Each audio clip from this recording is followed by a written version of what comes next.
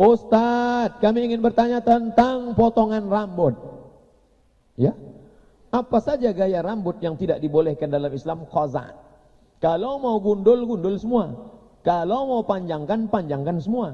Jangan kau gundul sebelah kiri, sebelah kanan, lalu yang atas kau panjangkan. Nah, itu yang sekarang model sekarang. Potong sini habis, potong sini habis. Habis itu ini kan samping. Ah, yang di belakang nih panjang. Kita pun payah membedakan mana orang mana iguana. Kalau mau panjang, panjangkan semua. Kalau mau gundul, gundul semua. Kalau mau pendek, pendek semua. Nah, gitu. Jangan buat gaya-gaya. Nabi marah seperti itu. Apakah stick garis di kepala sama dengan ditato? Stick garis di kepala sama saja dengan ditato. Gimana stick garis? Ah, itu qaza itu namanya. Qaza itu. Dia potong habis, dia biarkan. Itu qaza, masuk qaza. Tato lain lagi. Kalau tato itu larangannya la'anallahul washimat. Allah melaknat washimat. Orang yang tukang buat tato. Wal mutashimat, minta buatkan tato. Wal mutanammisat, mencabut. Ini alis apa bulu mata? Alis, mencabut alis mata. Wal mutafallijat, mengubah-ubah gigi. Wal mughayyirat, merubah ciptaan Allah. Bagi yang tidak layak, dirubah menjadi layak, boleh. Misalnya giginya nggak layak. Kalau senyum dia dengan kita, 3 hari kita nggak bisa tidur. Nggak layak, itu boleh. Dia pasang. Tapi kalau untuk gaya-gaya aja, maka itu tidak boleh. Hadis riwayat Abdullah ibnu Mas'ud radhiyallahu anhu. Apa hukum BPJS, asuransi? Kata Syekh Ali Jum'ah, asuransi itu hukumnya 2. Pertama, haram. Kenapa haram? Karena gharar, gambling. 100 ribu, 100 ribu, 100 ribu, 100 ribu, 100 ribu, 100 ribu, terkumpul duit 100 juta. Tiba-tiba ada yang sakit satu. Sakit dia, langsung turun duit 100 juta. Bapak ini sudah nyetor 10 tahun, nggak dapat, karena nggak pernah sakit. Akhirnya dia pura-pura sakit. Judi. Kalau sakit baru dapat. Gitu juga dengan mobil. 7 juta, 7 juta, 7 juta setahun. Dapat ini 70 juta. Tiba-tiba dia nggak pernah dapat selama 10 tahun. Karena mobilnya nggak pernah tabrakan. Lama-lama dia marah, ditabrakannya sendiri. Ke tiang listrik. Itu yang kemarin masuk berita. Nah, dalam kasus seperti ini, kata Syekh Ali Jum'ah, pendapat pertama mengatakan dalam fatwa mu'asirah ini gharar, gambling, judi, haram. Tapi pendapat yang kedua mengatakan boleh. Kenapa? Karena ada unsur tolong menolong.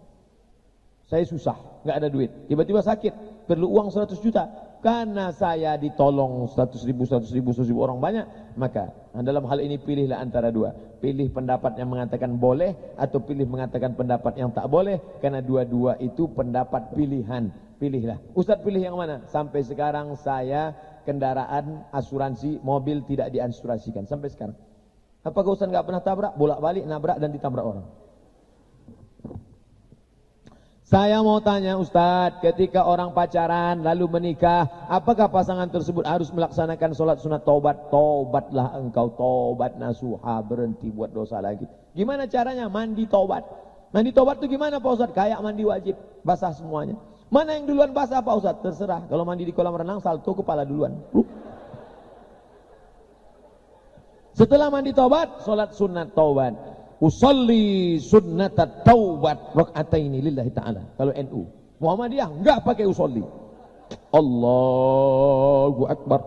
Allahu akbar kabira. NU. Allahumma ba'id baini wa baina khatayaya. Muhammadiyah. Preman baru taubat enggak hafal. Langsung aja Fatihah. Bismillahirrahmanirrahim. Alhamdulillahi rabbil alamin. Sampai habis faladhdallin amin. Bismillahirrahmanirrahim. Inna a'tainakal kautsar. Terus sampai habis. Terserah ayatnya apa saja, bebas. Saya hafalnya cuma kulhu Pak Ustaz, enggak apa-apa. Rakaat pertama kulhu, rakaat kedua SDA sama dengan atas.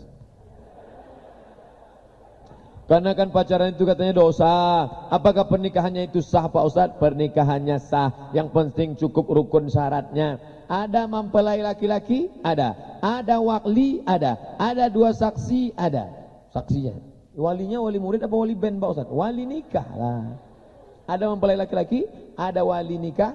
bapaknya, kakeknya, pamannya, abangnya, adiknya, ada 2 orang saksi, sudah, saksinya mesti adil.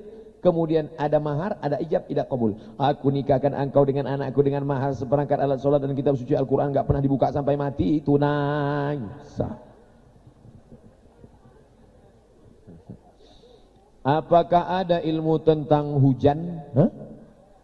Apabila ada seorang ustadz bisa memindahkan hujan di suatu tempat, kalau ada itu disebut ilmu apa dalam Islam? Hanya doa saja. Doa. Allahumma hawalina wala alaina. Turunkanlah di sekitar kami, jangan turunkan di tempat kami. Assalamualaikum. Waalaikumsalam. Di mana, Mat? Dulu pas baru pulang. Di mana, Mat? Aku nunggu hujan nih, bawa motor, hujan belum juga berhenti. Ente baca doa, insyaallah. Apa doanya? Allahumma hawalina wala alaina. Turunkan di sekitar kami, jangan turun pada kami. Saya baca, berhenti hujan. Saya pun lanjut sampai kampus. Saya telepon dia. Kau di mana? Aku terjebak hujan.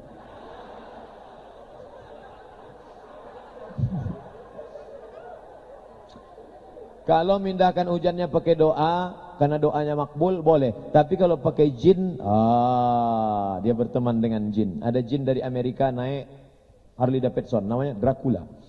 Ada jin dari Cina, melompat-lompat aja. Ada jin yang gak bisa lagi melompat, suster ngesot. Berkawan dia dengan jin. Buka surat Al-Jin juz 29. Ya'udzuuna birijalim minal jin. Ada sekelompok manusia berteman dengan jin. Fazaduhum rahaqa. Mereka makin jauh dari Allah Subhanahu wa taala. Jangan berteman dengan jin. Nanti dikasih mantra, duduk di bawah pohon rambutan, manggil jin penjaga rambutan.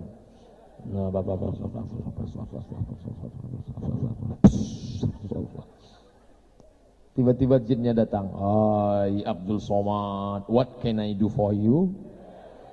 Jangan berteman dengan jin. Nanti kita pas mau mati payah. Pas dibisikkan la ilaha illallah, datang jin mengganggu. Jangan pernah. Yang sudah pernah ngambil jin, tolong diruqyah. Nanti diruqyah jinnya kabur, hilang insyaallah. Amin. Apakah ada ilmu rogo sukmo? Enggak ada. Ini ilmu jin. Ini ilmu rogo sukmo, berteman dengan jin, berkawan dengan jin, lalu kemudian jin membawa ruh dia jalan-jalan, semua macam ini, bertemukan dengan jin-jin ini. Pokoknya jangan sampai berteman dengan jin. Apakah ada dalam pengobatan alternatif secara Islam mengamalkan pasien memegang sensitif, area sensitif yang bukan mahram? Salah satu ciri ruqyah yang tidak syariah adalah dengan memegang-megang aurat. Oh, ini ruqyah nih Bu, ruqyah. Ya ruqyah. Pasiennya anak gadis. Oh, ini nggak bisa dari jauh, harus dari dekat. Nampaknya jinnya keras ini. Kalau nenek-nenek dari jauh aja, dari jauh. Berapa banyak? Ternyata isinya ruqyah syirkiyah. Ciri ruqyah syariah, bacaannya jelas. Allahu la ilaha illa huwal hayyul qayyum la ta'khudhuhu sinatun wa la naum. Salah satu sahabat kami dari Al-Azhar menekuni bidang ruqyah, namanya Ustadz Musdar Bustamam. Ustadz Musdar Bustamam ada bukunya Ensiklopedia Ruqyah. Nanti cari di internet, bilang, kasih tahu sama dia, saya temannya Ustadz Somad, mau ruqyah. Tempatnya di mana? Dekat dari sini, Medan, Sumatera Utara. Panggil dia kemari, buat acara kuliah umum pengobatan alternatif syariah, ruqyah. Ternyata ruqyah ini mantap. Ada orang gak hamil 6 bulan, 6 tahun nikah gak hamil. Ternyata setelah diruqyah bisa hamil. Rupanya ada jin mengganggu di dalam. Setiap kali sperma mau ketemu dengan sel ovum gak ketemu karena dihadang oleh jin. Awas. Akhirnya enggak hamil-hamil. Setelah dibacakan, lahir anak do re mi fa sol la si do la sol fa mi re do.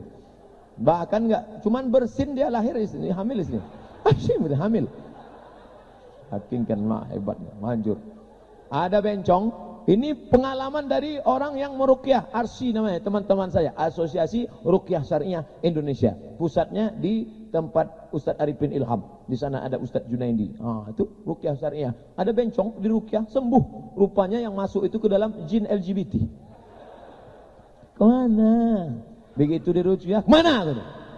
Keluar jin hantu di dalam. Wah, bagus ruqyah ini. Coba dulu ruqyah. Apakah ada seorang ustadz yang bisa membaca berdasarkan foto, tapi keadaan dengan melakukan sholat istikharah?